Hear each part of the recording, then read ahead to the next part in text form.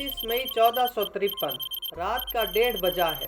دنیا کے ایک قدیم اور عظیم شہر کی فصیلوں اور گنبدوں پر سے 19ویں قمری تاریخ کا زرد چاند تیزی سے مغرب کی طرف دوڑا جا رہا ہے، جیسے اسے کسی شدید خطرے کا اندیشہ ہے۔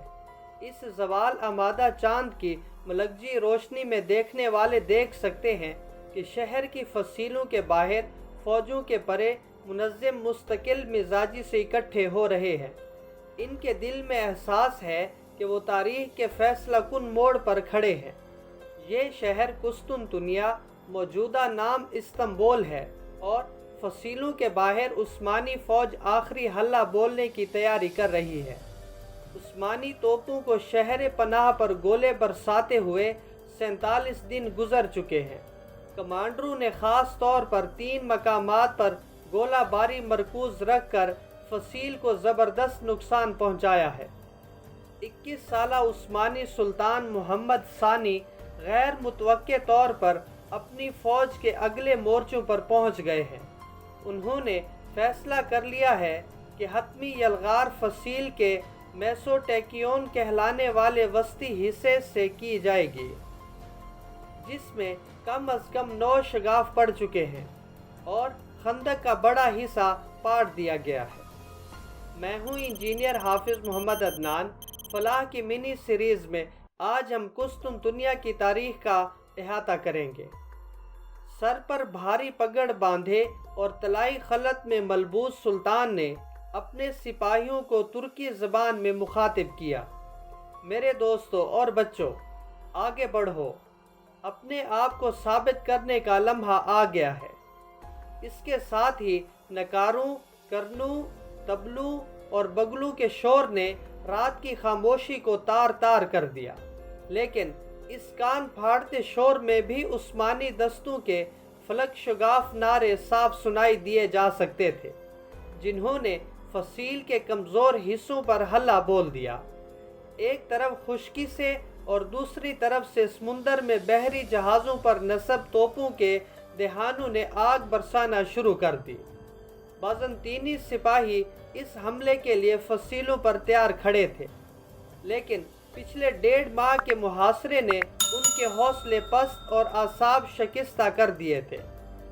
بہت شہری بھی مدد کے لیے فصیلوں پر آ پہنچے اور پتھر اٹھا اٹھا کر نیچے اکٹھا ہوئے حملہ آوروں پر پھینکنا شروع کر دیے۔ دوسرے اپنے اپنے قریبی چرچ کی طرف دوڑے اور گڑ گڑا کر منت سماجتیں شروع کر دی۔ پادریوں نے شہر کے متعدد چرچوں کی گھنٹیاں پوری طاقت سے بجانا شروع کر دی، جن کی ٹناٹن نے ان لوگوں کو بھی جگا دیا جو ابھی تک سو رہے تھے۔ ہر فرقے سے تعلق رکھنے والے عیسائی اپنے صدیوں پرانے اختلاف بھلا کر ایک ہو گئے، اور ان کی بڑی تعداد شہر کے سب سے بڑے اور مقدس کلیسا حاجیہ صوفیہ میں اکٹھی ہو گئی۔ دفاعی فوج نے جاں فشانی سے عثمانیوں کی یلغار روکنے کی کوشش کی، مگر سفید پگڑیاں باندھے ہوئے حملہ آور جان نثاری دستے بے جگر شیروں کی طرح حملہ کرتے تھے، اور ان کے نعرے اور طبلوں کی آوازیں ایسی تھیں جیسے ان کا تعلق اس دنیا سے نہ ہو۔ روشنی پھیلنے تک ترک سپاہی فصیل کے اوپر پہنچ گئے۔ اس دوران اکثر دفاعی فوجی مارے جا چکے تھے، اور ان کا سپہ سالار جیوانی جسٹینیائی شدید زخمی ہو کر میدان جنگ سے باہر ہو چکا تھا۔ جب مشرق سے سورج کی پہلی کرن نمودار ہوئی، اس نے دیکھا کہ ایک ترک سپاہی کرکو پورتا دروازے کے اوپر نصب بازنطینی پرچم اتار کر اس کی جگہ عثمانی جھنڈا لہرا رہا ہے۔ سلطان محمد سفید گھوڑے پر اپنے وزراء اور عمائد کے ہمراہ حاجیہ صوفیہ پہنچے۔ صدر دروازے کے قریب پہنچ کر وہ گھوڑے سے اترے اور گلی سے ایک مٹھی خاک لے کر اپنی پگڑی پر ڈال دی۔ ان کے ساتھیوں کی آنکھوں سے آنسو جاری ہو گئے۔ مسلمان 700 سال کی جد و جہد کے بعد بالآخر قسطنطنیہ کو فتح کرنے میں کامیاب ہوئے تھے۔ قسطنطنیہ کی فتح محض ایک شہر پر ایک بادشاہ کی اقتدار کا خاتمہ اور دوسرے کے اقتدار کا آغاز نہیں تھا۔ اس واقعے کے ساتھ ہی دنیا کی تاریخ کا ایک باب ختم ہوا اور دوسرے کی ابتدا ہوئی تھی۔ ایک طرف 27 قبل مسیح میں قائم ہونے والی رومن امپائر 1480 برس تک کسی نہ کسی شکل میں برقرار رہنے کے بعد اپنے انجام کو پہنچی، تو دوسری جانب عثمانی سلطنت نے اپنا نقطہ عروج چھو لیا اور وہ اگلی 4 صدیوں تک 3 براعظموں ایشیا، یورپ اور افریقہ کے حصوں پر بڑی شان سے حکومت کرتی رہی۔ 1453 ہی وہ سال ہے جسے قرون وسطیٰ مڈل ایجز کا اختتام اور جدید دور کا آغاز بھی سمجھا جاتا ہے۔ یہی نہیں بلکہ فتح قسطنطنیہ کو فوجی تاریخ کا سنگ میل بھی قرار دیا جاتا ہے، کیونکہ اس کے بعد ثابت ہو گیا کہ اب بارود کے استعمال اور بڑی توپوں کی گولہ باری کے بعد فصیلیں کسی شہر کے تحفظ کے لیے ناکافی ہے۔ شہر پر ترکوں کے قبضے کے بعد یہاں سے ہزاروں کی تعداد میں یونانی بولنے والے شہری بھاگ کر یورپ اور خاص طور پر اٹلی کے مختلف شہروں میں جا بسے۔ اس وقت یورپ تاریک دور سے گزر رہا تھا اور قدیم یونانی تہذیب سے کٹا ہوا تھا، لیکن اس تمام عرصے میں قسطنطنیہ میں یونانی زبان اور ثقافت بڑی حد تک برقرار رہی تھی۔ یہاں پہنچنے والے مہاجروں کے پاس ہیرے جواہرات سے بیش قیمت خزانہ تھا۔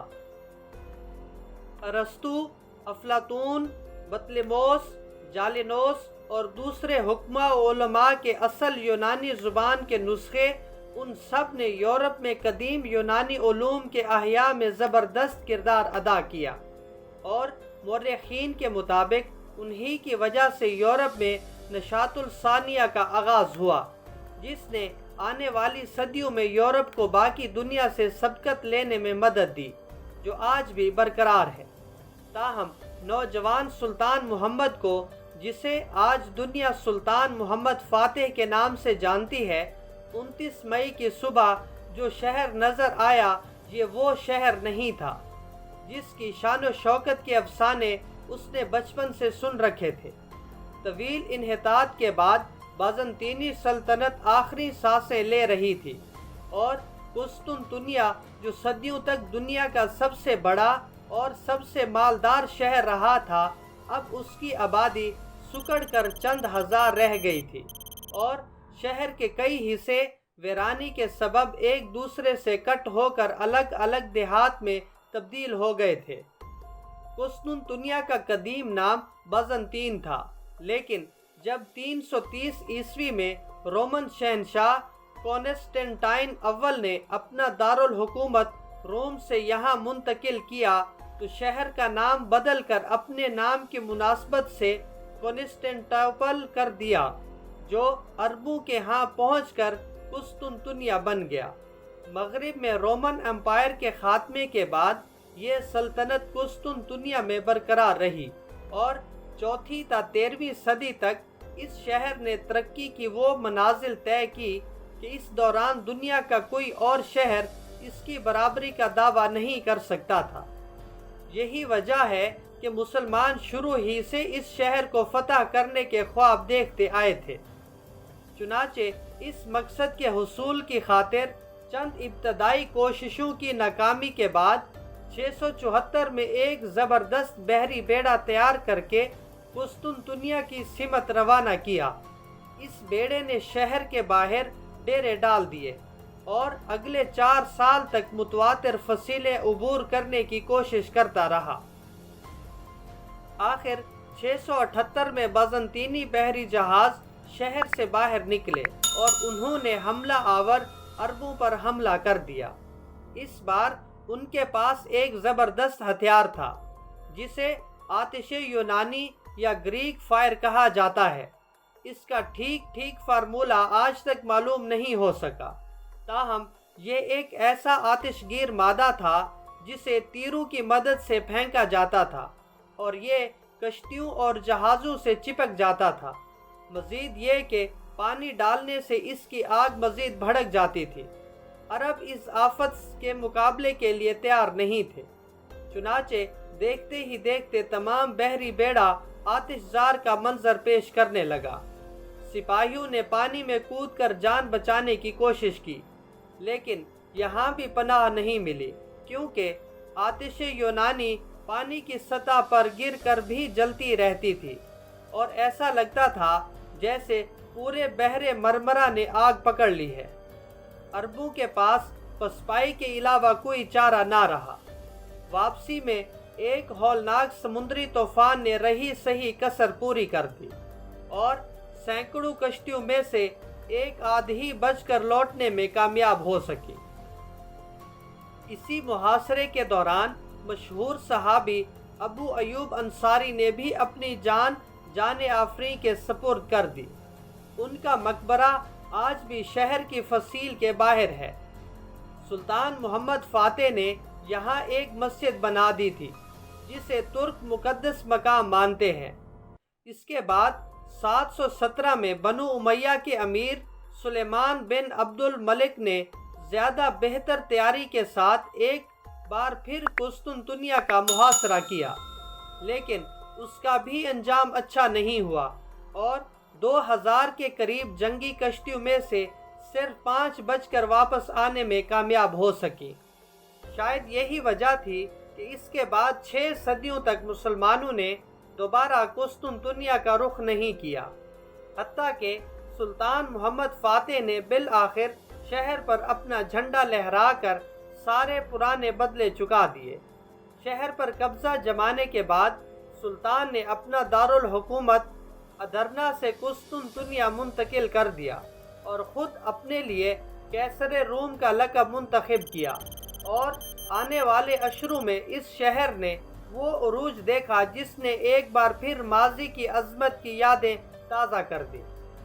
सुल्तान ने अपनी सल्तनत में हुक्मनामा भेजा, जो कोई चाहे वो आ जाए, उसे शहर में घर और बाग मिलेंगे। सिर्फ यही नहीं, उसने यूरोप से भी लोगों को कुस्तुनतुनिया आने की दावत दी ताकि शहर फिर से आबाद हो जाए।